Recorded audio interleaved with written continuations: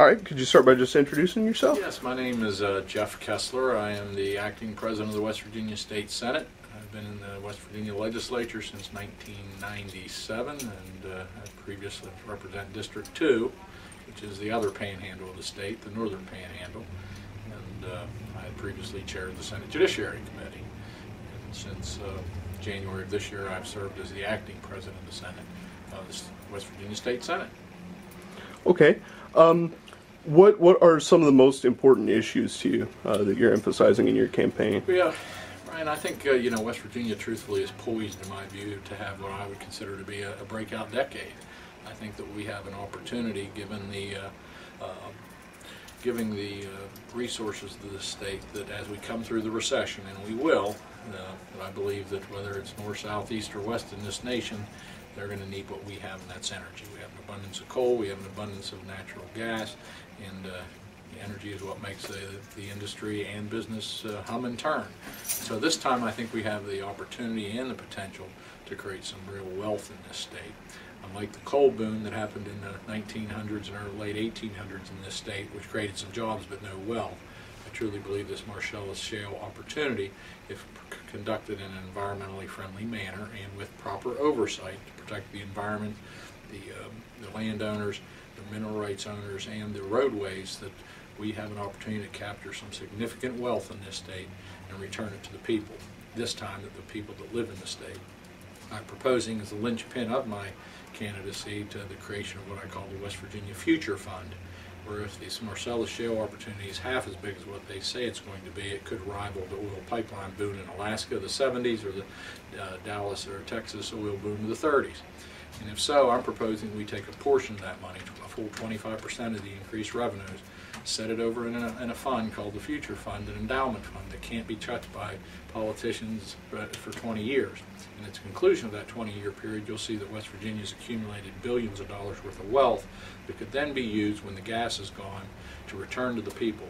They did the same thing in Alaska with their permanent fund in the 70s, and now they have about $39 billion in that fund, and every man, woman, and child that lives in the state of Alaska receives a check from the government every year between $1,200 to $3,200 every single year, and there is no income tax. So had we had the vision, foresight, and courage to do something like that as a state 50 or 100 years ago, could you imagine how wealthy this state would be had we done the same thing with our coal reserves by putting a few pennies on every ton?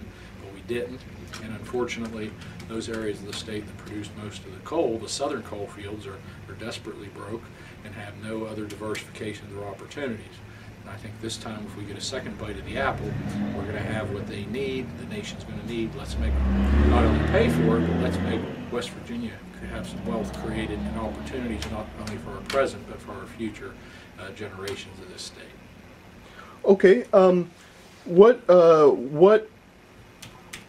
Well, for example, one of the issues that's of concern to many people in the Eastern Panhandle are EPA regulations surrounding Chesapeake Bay cleanup. Sure. And what's your position on that? It needs to be done. In fact, we already have. We've taken steps to do that. As the president of the Senate, last year as your Judiciary Chair for the Senate, this issue was brought to my attention by your state senators, Senator Snyder here in Jefferson County, Herb Snyder, and John Unger over in Berkeley. As a result of that, I commissioned, as part of my interim study in the legislature, I named Senator Snyder as the chairman of Subcommittee A of the Judiciary that was charged specifically with studying this very topic.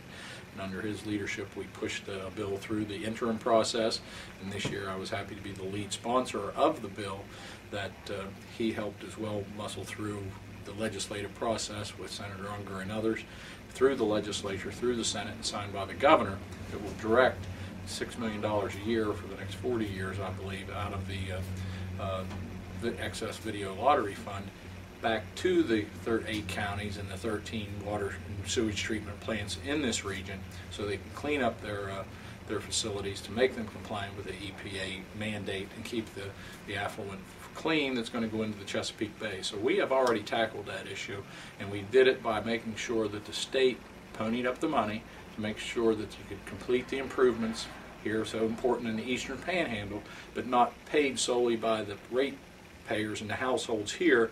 We were using a portion of the monies that are sent down from the eastern part of the state, through the video over in Charlestown, to the state, fill in the state coffers, to plow some of that money back to help keep your rates for the citizens that live here reasonable. So I think we have addressed it. I want to thank, and that's one of the things I've sets myself out, I think, from my predecessor and all the other candidates. Is I'm from the other panhandle of the state in the north. I know what it's like to be in a panhandle where you feel isolated from the rest of the state and that the world revolves around Charleston and below.